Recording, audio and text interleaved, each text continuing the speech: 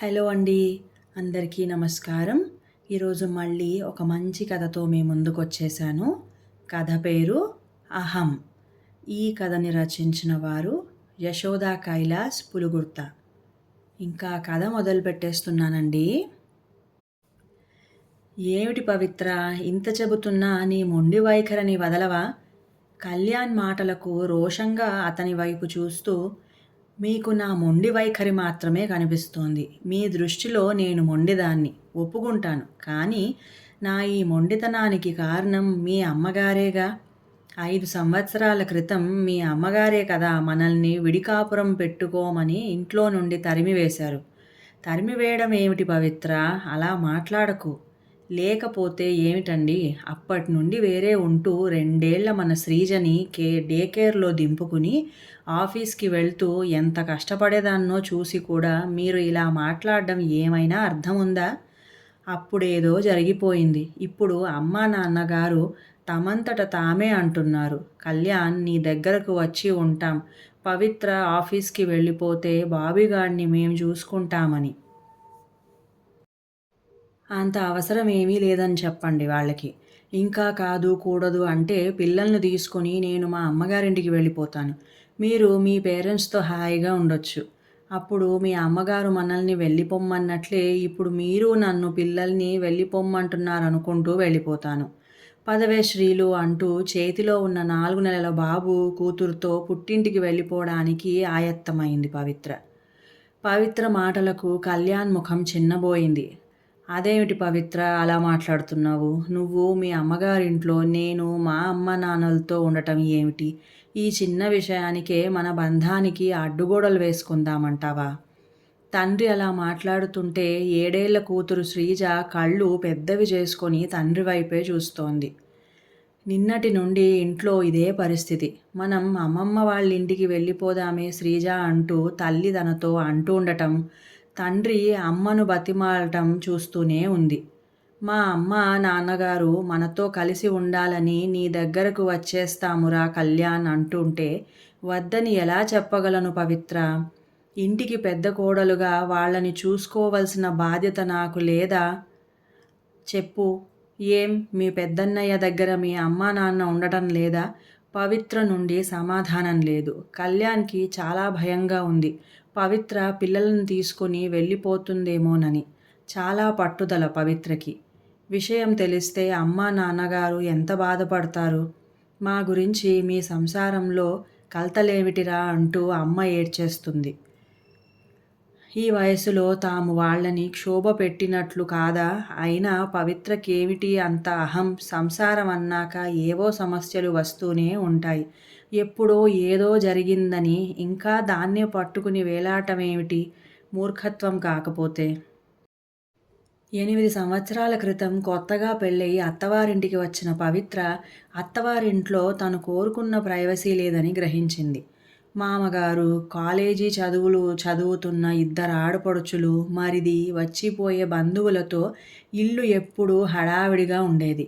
పైగా అద్దె ఇల్లు. 2 బెడ్రూమ్లు, హాలు, వంటగది మాత్రమే. భర్త పక్కన కూర్చుని మాట్లాడుకోవడానికి అవకాశం ఉండేది కాదు.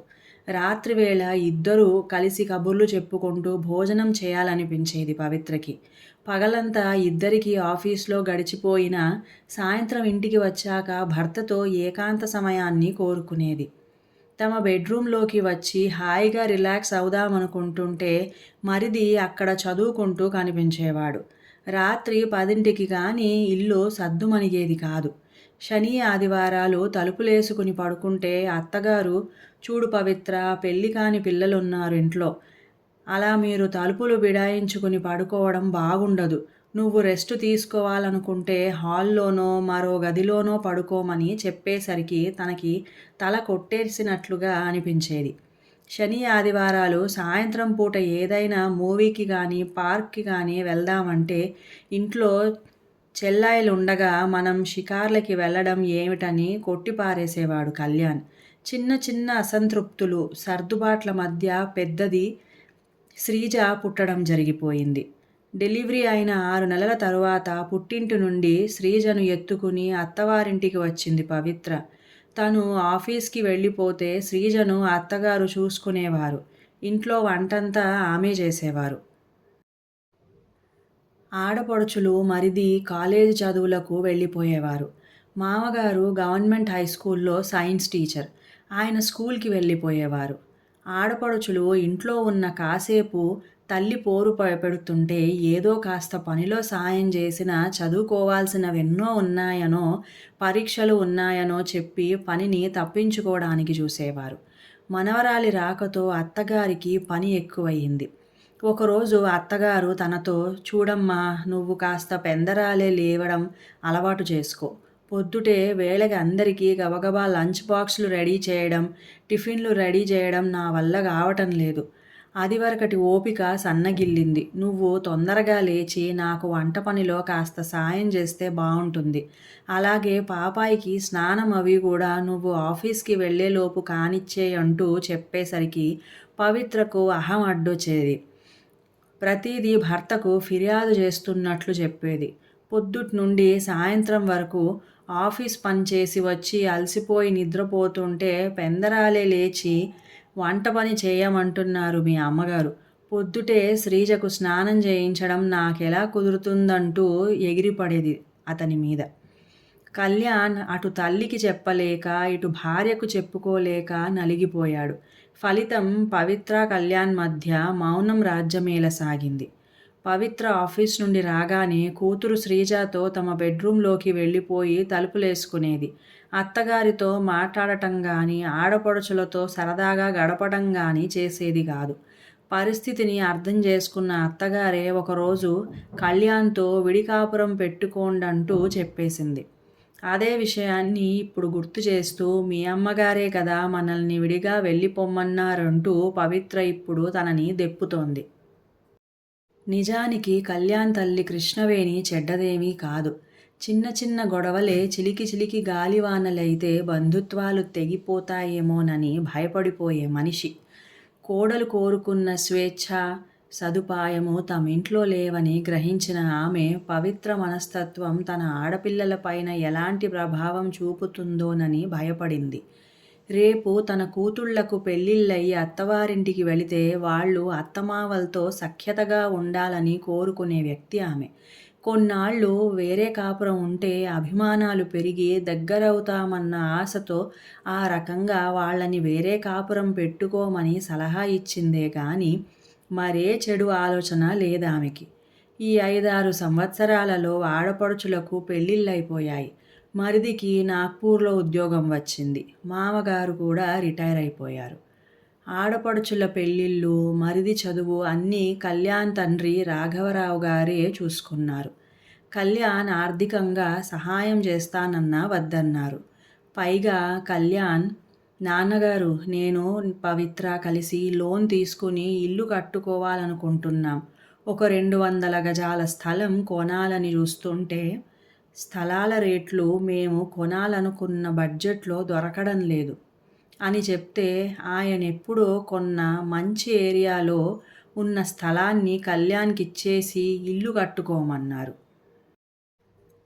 కళ్యాణ్ తండ్రికి స్థలం బాపతు డబ్బు ఇవ్వబోతుంటే ఆయన తీసుకోలేదు. "నాకెందుకురా డబ్బు? నేనెలాగూ అక్కడ ఇల్లు కట్టలేను. నువ్వు కట్టుకుంటే నేను కట్టుకున్నట్లే" అంటూ తీసుకోలేదు. ఆయన బాధ్యతలన్నీ తీర్చుకున్న సొంత ఇంటిని మాత్రం ఏర్పరచుకోలేకపోయారు. ఇప్పుడు రిటైర్ అయిపోయిన ఆయన దగ్గర ఏ ఆస్తిపాస్తులు లేవు. కేవలం ప్రతీ నెలా వచ్చే పెన్షన్ డబ్బులు తప్ప. ఎక్కడో అద్దె ఇంట్లో తను, తన భార్య ఒంటరిగా ఉండటం ఇష్టపడలేదు ఆయన. ఉన్న ఊళ్ళోనే పెద్ద కొడుకు సొంత ఇల్లు కట్టుకుని ఉంటున్నప్పుడు వాడి తల్లిదండ్రులుగా తాము కొడుకు ఇంట్లో ఉండటమే ధర్మం అనుకుంటూ కళ్యాణ్‌కు చెప్పాడాయన. "నేను మీ అమ్మ వచ్చేసి మీతోనే ఉండిపోతామని." దాని పర్యవసానమే ఇప్పుడు పవిత్ర తన తల్లిదండ్రుల రాకను నిరసిస్తూ మాట్లాడుతోంది. నిజానికిప్పుడు అమ్మ అవసరం తమకి ఎంతగానో ఉంది. తమ ఇంటికి దగ్గరలో ఉండే డే కేర్ ఇప్పుడు వేరే చోటకి మార్చేశారు. తమింటికి 5 కిలోమీటర్ల దూరంలో ఉంది. బాబీగాడిని తను పొద్దుటే ఆఫీస్‌కి వెళ్తూ అక్కడ దింపితే సాయంత్రం పవిత్ర ఆఫీస్ నుండి వస్తూ వాడిని పికప్ చేసుకుని తెచ్చుకోవాలి. పవిత్రకు కష్టమైనా మరో సర్దుబాటు లేదు. పెద్దది శ్రీజ స్కూల్ సాయంత్రం 4 గంటలకే అయిపోతే తాము వచ్చే వరకు దాన్ని అక్కడే ఏదో ట్యూషన్లో పెట్టాలి. ఇవన్నీ పవిత్రకు తెలియనివా? తెలుసు. కానీ అహం. తొందరగా ఒప్పుకునే స్వభావం గాదు. మేకపోతు గాంభీర్యాన్ని ఒలకబోస్తుంది గాని బాబిగాడి రాకతో ఇటు వాడిని పాప శ్రీజను చూసుకుంటూ ఆఫీస్కి వెళ్ళి రావడం ఎంత కష్టమో తెలియదా తనకు? చివరి ప్రయత్నంగా పవిత్రతో వస్తామంటున్న అమ్మా నాన్నగారిని రావద్దని ఎలా చెప్పమంటావు? కొన్నాళ్ళుంచుకుందాం. ఆ తరువాత నాగ్పూర్లో ఉన్న మా తమ్ముడు వేణు దగ్గరకు పంపిస్తాను అని చెప్పి పవిత్రను మొత్తానికి ఒప్పించాడు. కళ్యాణ్ తల్లిదండ్రులు వచ్చిన 3-4 నెలల్లోనే ఇంట్లో ఎంతో మార్పు. మొదట్లో పవిత్ర అత్తగారితో చాలా ముభావంగా ఉండేది. కానీ ఆఫీస్కి వెళ్తూ పిల్లల విషయంలో ఏవో జాగ్రత్తలు, సూచనలు చెప్పడానికైనా ఆమెతో మాట్లాడవలసొచ్చేది. బామ్మ సంరక్షణలో బాబిగాడు బొద్దుగా అందంగా రూపుదిద్దుకుంటూ చిరునవ్వులను చిందిస్తున్నాడు. శ్రీజని డే కేర్లో వేసినప్పుడు ఎప్పుడూ దానికి వైరల్ ఇన్ఫెక్షన్సే. తరచుగా జలుబు, దగ్గు, జ్వరం వచ్చేవి. ఎవరో ఒకరు ఆఫీస్కి సెలవు పెట్టి కూర్చునేవారు. పిల్ల కూడా అర్భకంగా ఉండేది. ఇప్పుడలా గాదు. కమ్మని పప్పు అన్నంలో కరిగించిన నెయ్యి కలిపి ముద్దలు చేసి కథలు చెబుతూ బామ్మ తినిపిస్తుంటే అది బంతిలా తయారయ్యి చెంగు చెంగున గంతులేస్తోంది. అదివరకటిలా అత్తగారు చెప్పకుండానే పవిత్ర ఉదయాన్నే లేచి వంట పనిలో సాయం చేస్తూ పిల్లలకి స్నానాలు అవి చేయించి ఆఫీస్కి వెళ్తోంది. అప్పట్లో ఆమెలో ఉన్న అహం కొద్ది కొద్దిగా కరగనారంభించింది. రాత్రిపూట వంట పని నాదే. మీరు మావయ్య గారు ఏ గుడికో పార్కుకో వెళ్ళిరండంటూ అత్తగారికి విశ్రాంతినిస్తోంది. పిల్లల టెన్షన్ లేదు తమకిప్పుడు. హాయిగా ఆఫీస్కి వెళ్ళి ఉద్యోగం చేసుకుంటున్నారు. కళ్యాణ్ నాన్నగారు ఇంట్లోకి కావలసిన కూరగాయలు, సరుకులు కొని తెచ్చేస్తున్నారు. పవిత్రకు అత్తగారి సహకారం అర్థమవుతోంది. తను వచ్చే వరకు బాబీగాడ్ని చూసుకోవడం, వాడికి టైం ప్రకారం పాలు పట్టడం, డైపర్స్ మార్చడం, అలాగే శ్రీజ స్కూల్ నుండి రాగానే దాని యూనిఫామ్ మార్పించి దానికి తినిపించడం ఇవన్నీ పైకి కనిపించినంత చిన్న విషయాలు కావు. అదివరకైతే తనే ఇంటి తాళం తెరుచుకుని పిల్లలతో ఇంట్లోకి వచ్చేది. కానీ ఇప్పుడు ఇల్లు ఎంతో శుభ్రంగా, ప్రశాంతంగా ఉంటోంది. ముఖ్యంగా పిల్లలు ఆరోగ్యంతో కళకళలాడుతూ పెద్దవారి సంరక్షణలో పెరుగుతున్నారు. అప్పట్లో తన అహంకారపు పొరల్లో అత్తగారి ప్రేమ కనపడేది కాదు పవిత్రకి. నిజానికి అత్తగారు అప్పుడు ఇప్పుడు కూడా అదే ప్రేమను చూపుతున్నారు. తనే ఆమెను సరిగ్గా అర్థం చేసుకోలేకపోయానని బాధపడింది పవిత్ర. ఓ రోజు పవిత్ర ఆఫీస్ నుండి వస్తూనే హుషారుగా వచ్చింది. చేతిలో స్వీట్ బాక్స్తో. ముందుగా అత్తగారికి, మావగారికి స్వీట్లు ఇస్తూ నాకు ఆఫీసర్గా ప్రమోషన్ వచ్చిందని ముఖం నిండా ఆనందం పులుముకుంటూ మరీ చెప్పింది. ఇద్దరూ చాలా సంతోషమమ్మా అంటూ అభినందించారు. ఈలోగా కళ్యాణ్ రెండో చెల్లెలు శ్రీవాణి తల్లికి ఫోన్ చేసింది. ఆమె ముఖం నిండా ఆనందమే.